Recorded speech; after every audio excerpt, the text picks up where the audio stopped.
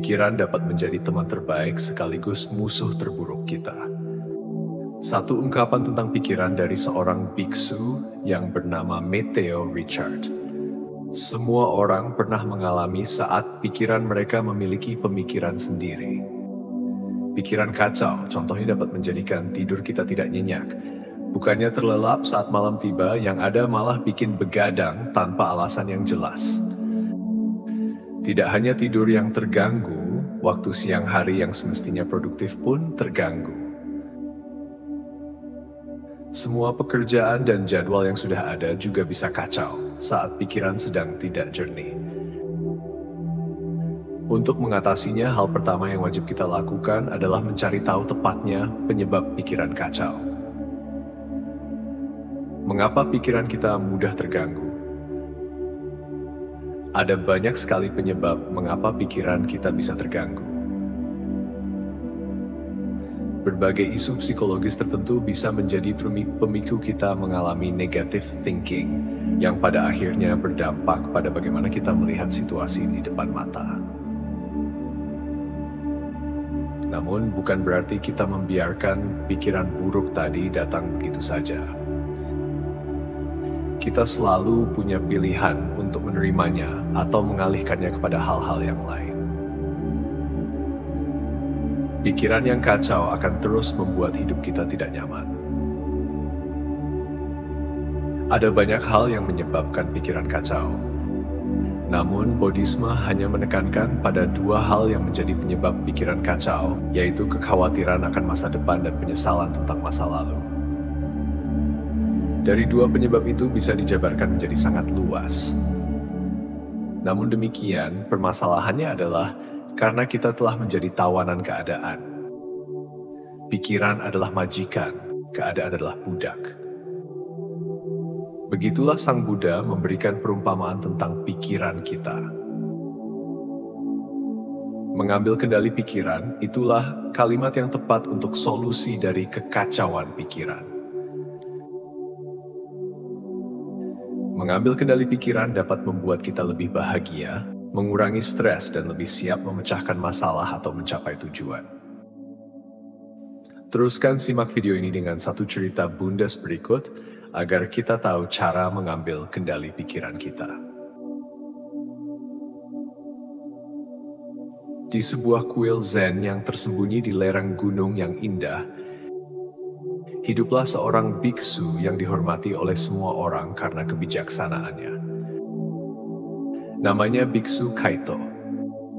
Ia telah belajar Zen sejak muda dan memiliki pemahaman mendalam tentang bagaimana mengendalikan pikiran dan emosinya. Suatu hari, seorang siswa muda yang gelisah mendatangi Biksu Kaito dan bertanya, "Bagaimana saya bisa mengendalikan pikiran saya yang selalu tergelincir ke masa lalu atau mengkhawatirkan tentang masa depan?" Biksu Kaito tersenyum dan mengajak siswa itu berjalan ke tepi sebuah danau kecil di dekat kuil. Ia memberikan sehelai daun kering pada siswa itu dan berkata, "Cobalah untuk meniup daun ini hingga ke tengah danau. Tetapi jangan biarkan daun itu tenggelam." Siswa itu mencoba dengan tekun. Tetapi semakin kuat keinginannya untuk meniup daun kering itu agar cepat sampai ke tengah danau, daun itu malah semakin tenggelam. Hal itu ia lakukan terus-menerus dan membuatnya merasa frustasi. Biksu Kaito kemudian berkata, "Pikiranmu seperti daun ini. Ketika kamu mencoba keras untuk meniupnya ke arah yang diinginkan, ia akan tenggelam dalam gelombang pikiranmu yang tak terkendali. Namun, jika kamu melepaskannya, ia akan mengapung dengan lembut di permukaan." Siswa itu mengerti pelajaran dari Biksu Kaito. Ia memiliki pemahaman bahwa apapun yang kita inginkan dengan kuat malah akan menjadi beban bagi pikiran kita. Kita hanya perlu menerima tentang apapun seadanya dengan penuh kesabaran, kemudian mengambil kendali dengan cara memberi respon yang bijak. Dari situ ia mulai berlatih meditasi Zen dengan penuh kesabaran dan tanpa memaksakan pikirannya. Karena ketekunannya, ia mulai merasakan perubahan. Pikirannya tidak lagi terombang-ambing antara masa lalu dan masa depan.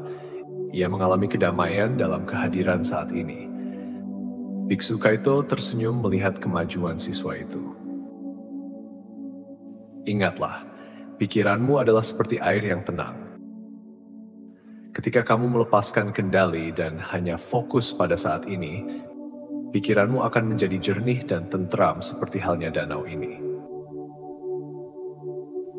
Sejak saat itu, siswa itu terus berlatih dengan tekun, dan akhirnya ia pun berhasil mengendalikan pikirannya sendiri dengan bijaksana, mengikuti jejak Biksu Kaito dalam perjalanan menuju kedamaian dan pencerahan.